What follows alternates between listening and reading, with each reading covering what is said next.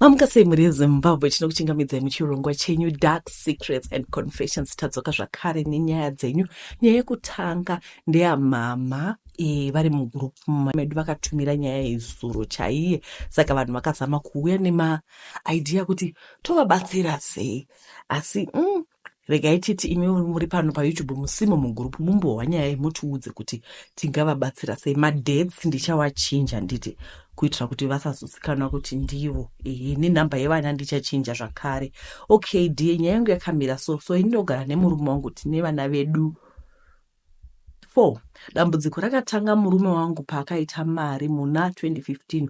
Munhu uya wandaive ndakaisa pamwoyo ndisingazivi kuti upenyu huchachinja akatanga kuita zvamwe vakadzi. Kumba angasachadzoki, mari isachauyi. Kumba ndikaudza hama dzake vainditi munhu kana akura anofanira kuita zvaanoda, saka ndakasara ndisina andinoudza. So ndakararama nguva refu ndisina wekuudza. Then 2020 October pane dhei raakadzoka kumba neshamwari dzake ekubasa. Ndobva ndanzi ndibike chikafu, vanoda kuenda to a nearby city kunoshandirwa. Vakabva vadya ndokuenda vari 4. Handina kuudzwa kuti vasvika here. Chero pandaifona vaisadavira foni yangu. Zvisinei, dhei rechi3 vaenda. Ndakati regai nimboenda kuFacebook. Vanenge murume wangu akaposta mafoto pachikwangwani chekune imwe nyika.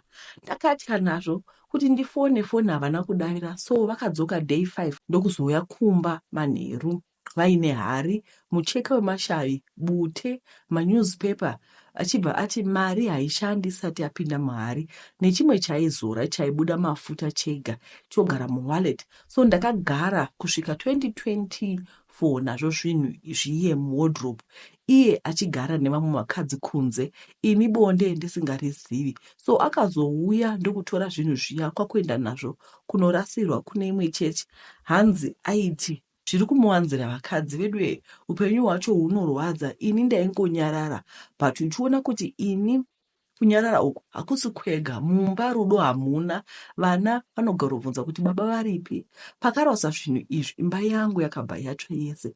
Apa murume hapo aitogara kune imwe city nemwe musikana waiendesa kuyunivhesiti. Ndakatambudzwa nguva refu nevanhu ava. Apa murume wangu ane vamwe vana 6 vadiki kune last born yangu, kuzoti warugara naye ari kuyunivhesiti wechi7.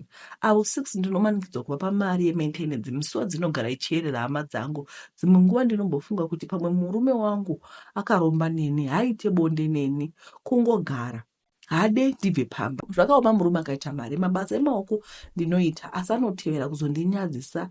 Like ndaimbobika sadza, akabva auya akadeura zvese, ndikaenda kupolisi asungwe. Hama dzangu ndatambura izvezvi maziso haachaoni. Saka she's so stressed. At this point, vatori depressed. Vari kutomwa ma-antidepressants. She's so stressed. Ndo zviripo. Saka vamwe vanga vati, tizai, siyai musha muende. Ingobudai muinde musadzoka. Vamwe vakati, hamurambei. Vamwe vakati, munhu ane munhu wese ari kuposta maopinions ake. Handizivi kuti munozvionawo sei. Ini ndanga ndafunga kuti zvino vakatiza, since baba vagara vasingatogari pamba apa. Handiti, since vagara vasingadogare pa, vanongotizire havo.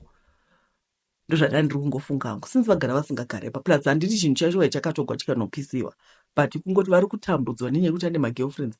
Plus kuti haabvuminzi kushanda. Ukanobika sadza, munhu uya oteura sadza rako, ukadii. Koicho chanzi kwai vanogara nechinhu chaibuda mafuta muwallet. Kwai chinechi chichitutuma mafuta chechiri muwallet, achizora mafuta acho. Zvakaoma.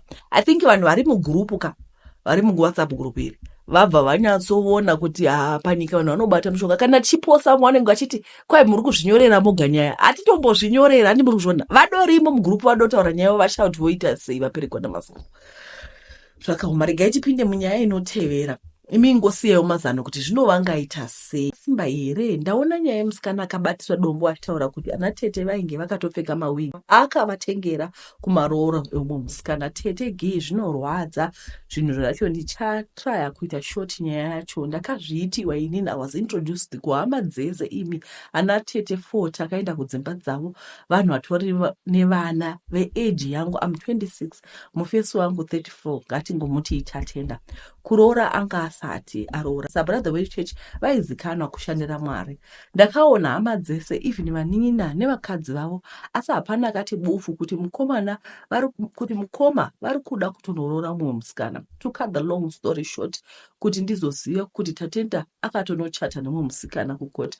Muzukuru wake akatanga kundipimba achiti hawangu wakasvika zvekuti handidi kukuona uchitambiswa. Ini ndikati aikasvi, ini ndoda sekuru wako, handiti wakatotangirwa kare nai Muzaya, ndichiti pamwe kuseka izvo bodo atori serious zvekusvika ichokwadi chete. Ndakasvikawo chokwadi, hembe dzinofita.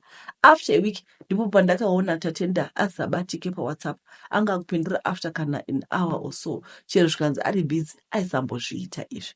As his little brother akati haanenge angoitawo busy wati vese nanaTete vakandisimbisa kusvika Muzaya azogumbuka nekuramba. Akaisa sekuru vake paprofile.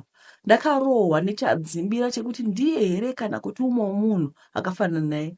Ndakachema zvekunoudza mama zvese, vakandinyaradza vakati wako achauya mwanangu, I had to let it go. Plus ndandisina kurara naye. Tete mubvunzo wangu uya kwamuri imi ana Tete kuti sei muchidaro apa munewo vana vasikana. Fungai ari wenyu adanzvo. Munohwawo sei chero zvikanzi ndi breadwinner. Inga I was close to you one. Maidi kungondiudza kuti muroora isarudzi yako, asi Tatenda ari kutonoroora. Saka dai muzukuru asina kutsama akaisa paprofile, maitosiya Tatenda achizoroora here kumba kwedu, nekuti maitorongana zvemadhetsi ekuroora. Kotinozviitirei tichihla kutaura kuti kunozoindiwa burisa makohwa. Imi vana vatetewozve kana hei tine hanzvadzi zveisu tine hanzvadzi, kana hanzvadzi dzedu zitoita zvamahlokosi. Indakagara ndadotaura kuti musauya navasikana venyu, nhasi wauya naJosephine, mangwana wauya naTsitsi, mangwana wauya naMary. Musauya nevasikana venyu muchida kuita kunge vanhu vari serious kana musati magadzikana, kana muchiri mabhachura. Kusvika musi wamunoziva kuti ini ndakuda kuroora, indi hanzvadzi yangu yakada moda kudana nomwe musikana ikada nomwe musikana. Acho isu tiri kuziva uyu takauti kwai munhu wadova nouyu. Ndakamupopotera ndikati aiwatsana hamuiti izvozvo, musadaro, don't trifle with the hearts, musatambisa vana vevanhu.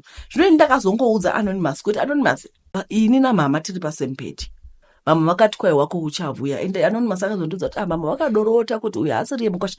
Ndikati Jehovha vanotaura nevabereki vedu, idoterera. Just that you want to follow your heart. Sometimes anenge asiri wako chaiche anozovuya. Pane umwe akazombondigwadzisa makore apfuurayo kuti ndichiri musikana, akandigwadzisa ndadoona muchato, ndadoona kuti tapinda musvitsa, tapinda. Wakandigwadzisa mukomana iye. Asi izvezvi ndakazomuona. Unofamba nezvimwe zvibhegi veduwe unotambura munhu iyeye. Ndakangoona kuti Mwari apa vaidondinzvengesa mumatambudziko chayo. Saka Mwari uda kunzvengesa, learn it from me.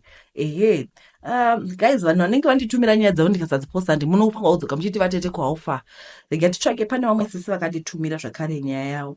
Because kai unenge uchiexpecta kuti nyaya yako idi. Unenge uchiexpecta kuti nyaya yako yeposta uzonoti handina kuposta. Like sometimes I'm so overwhelmed because my message acho anenge akawanda. Then yekuBotswana, I'm gonna get back to you. Ndofanira kuita catch up nema-audio. Ndiwe nyaya yacho kuti iri kufamba sei because handina. Right. Nyaya yangu yakamira yakadai, handizivi kuti munyama here, mwoyo tsvina here, kudana nemunhu relationship yacho hailasti. Pamwe pacho ndini ndinonzwa kutobhoikana nemunhu ndongonyara. Pane wandinenge ndichida ndiyewo anonyarara. Handina kana mwana, now ndave ne35, asi ndakatomboita mwana 2004, mwana akashaika ane 3 months. Kubva ipapo handina kuzobata pamberi, plus ndaive ndaita zvekumitiswa hangu. Asi kusvika nhasi handisati ndambosangana anoti anoda kundiroora. Ndongonamatawo kuti dai Mwari vandipawo mwana muvaraidzi wangu, kana mune wamunoziva anobatsira Tete, please help me. Ndongoda hangu mwana, zvemba zvakatoramba Tete. Thanks. Vari kuti iwo aiwa zvemba zvakaramba. Indikati muri kumbobudawo here neshamwari dzenyu muchimboenda ko munai mukomana anowanikwa kupiko kana muchingogara muri mumba. Mandabvunza kuti modobudawo here pashapo mumbonosanganawo nevamwe, kwete kuti muende kumafaresa but just meeting and mingling, kwai mixing and mingling chichi, kuti ungozviisawo zvepashapo. Kana muchapindira chechi tunasi kubranchi rino, mangwana moenda kubranchi iro muchingofambawo kuti muonekwe kuti muri available. Zvikaya Tete, ini kuchechi ndinoinda, ndinonamata kuZCC uko.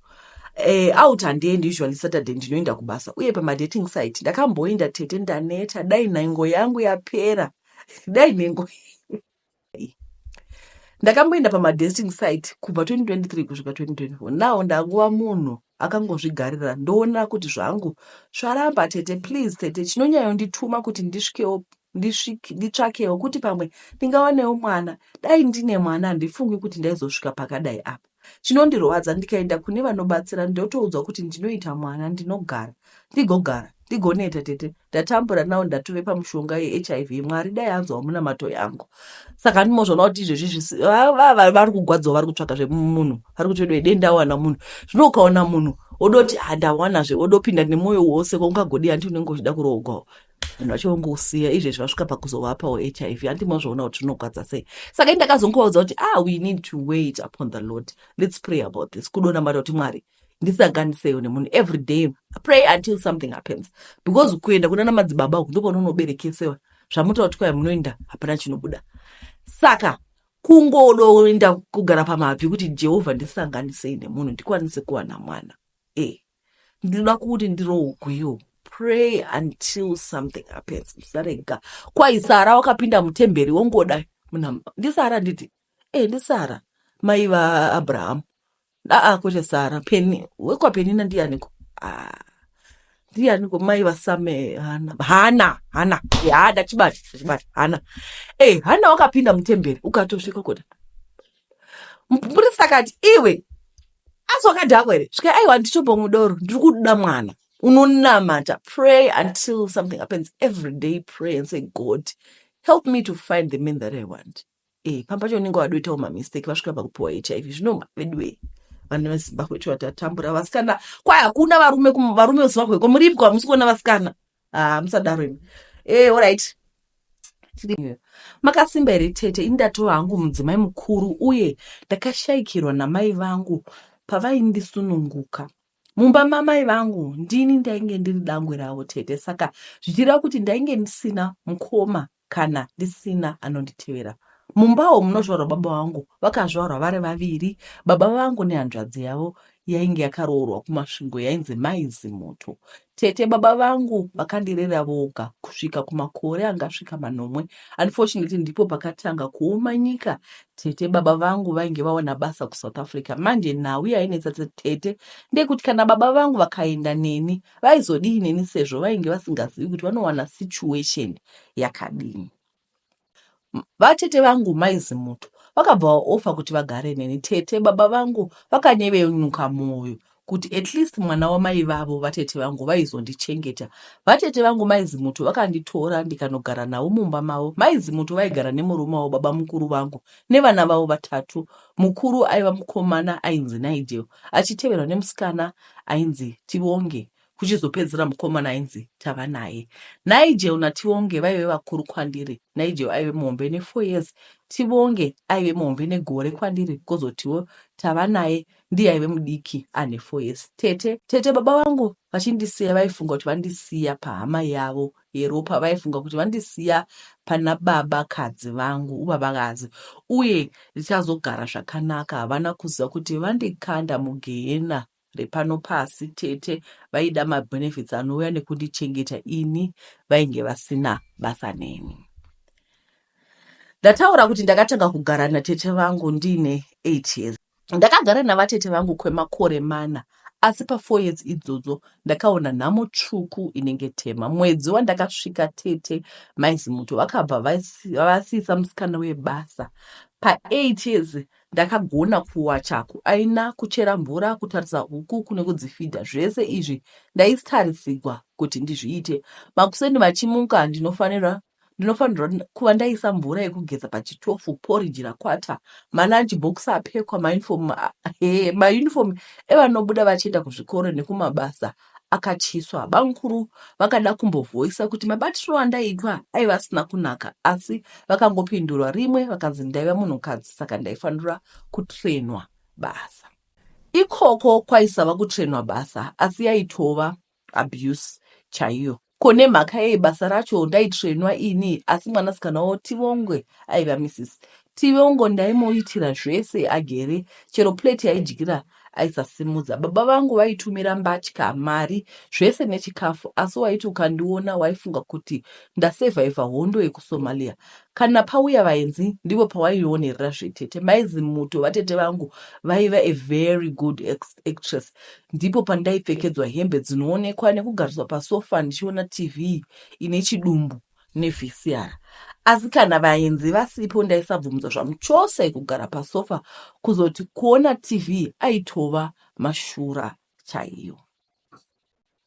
Hembe dzangu dzandaitengerwa dzaipuwa tivonge. Mugoona tete baba vangu pavaitenga vaisasarudza. Taitengerwa tose vachiti vari kutengera muzukuru wavo tivonge, asi unoshaya kuti maizimuto zvaiva pai. Ndinorangara umwe musi tete zvaiti hope, zvaiti kunita. Apa nehwanana ndakaisa poto neusavi. Ndakaisa poto yeusavi pamoto, ndakabatwa nehope kuzomuka imba yose yavagunwa nyama. Asi nyama yacho ainge ava matsito. Tete ndakaudzirirwa munongonzwa imi as a punishment musiwo wandina kuwana sadza. Ndinorangara tava naye ndiye akazoisa sadza muplastic ranga rapera maputi kwakundivigira murumu mangu. Zvaingova kuti zvekuti ndibate dumbu kwete kuguta. Kuchikoro taenda chimwe naTivonge. Tivonge aiperekedzwa nemota zuva rega rega, ini ndichitimba netsoka. Maizimuto vaitomeka sure kuti kana dzava nguva dzekubuda ndichienda kuchikoro vaitondipa chekuita kuitira ndisare ndichitevera netsoka. Mvura nechando zvaiperera pamberi vangu.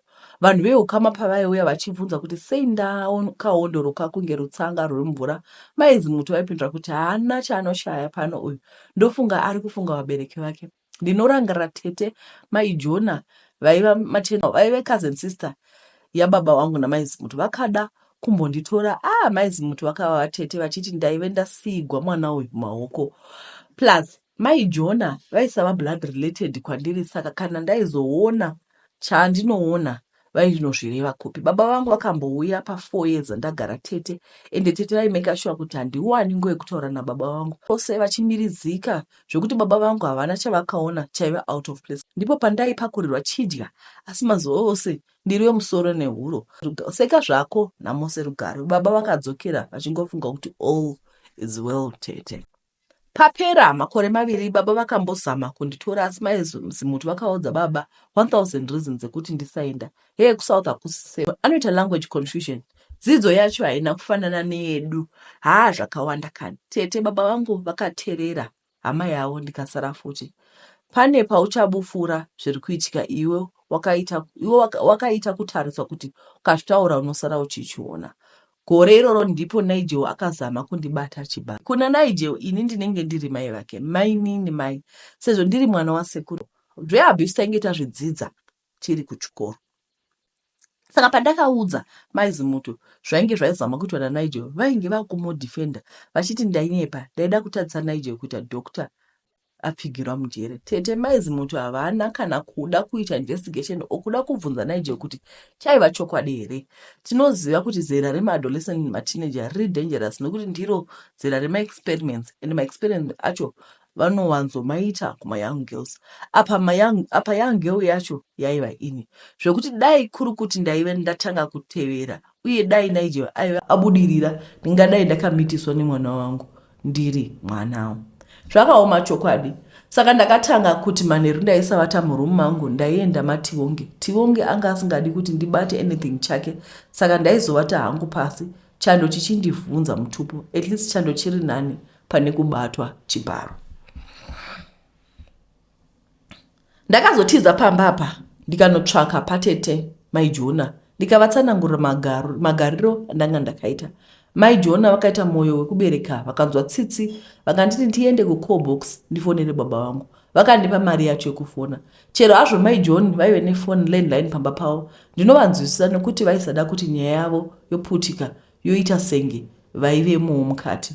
Ndakanofona ndikataura kusagara zvakanaka kwandainge ndakaita pamba apa.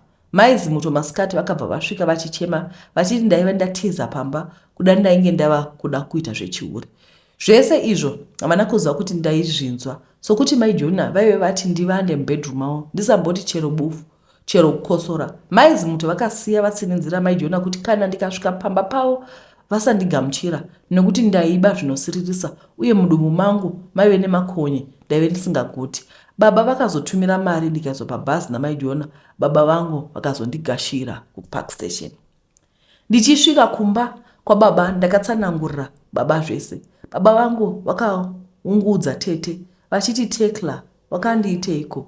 Tekla raiva zita ramai vangu nyakubereka vakafa pavakandisununguka.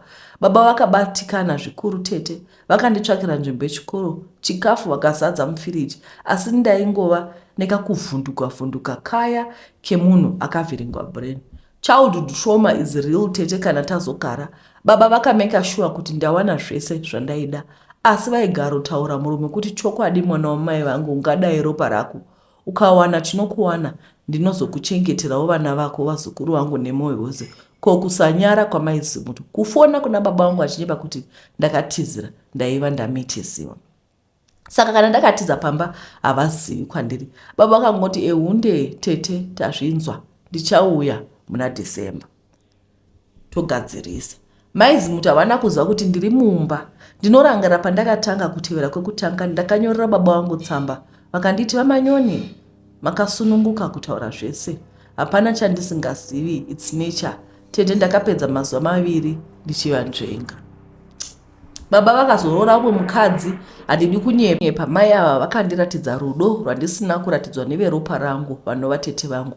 Maizimutu vakazongodzwa neCNN Cheguwa News Network patopera makore 2 kuti ndiri kuSouth Africa. Chikoro changu ndakapedza kuno ndikatotrena ndikatoenda kuchikoro. Baba namai vangu vane vana 2 vatokura uye ndakatsidza kuti baba namai vakaona chavanoona, I'll protect my siblings like a lioness. Nemhaka yenu kuti iropa rangu tete.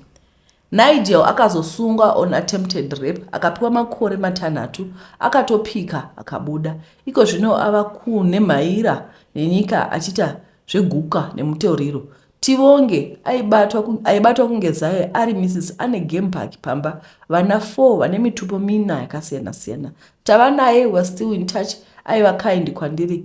Ari kupedza course yake yediesel plant fitting gore rino uye ari kuda rubatsiro rwokuenda kuAustralia kwandiri. Baba na mama vakazoita relocate back to Zimbabwe vava mapensheni. Masibling angu 2 ari university kuCape Town.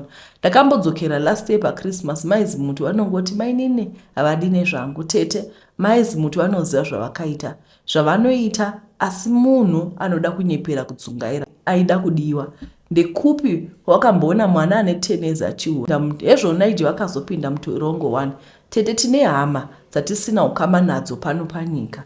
Vamwe vangabvunza ndakaregerera maizimutu here? Tete ndakavaregerera.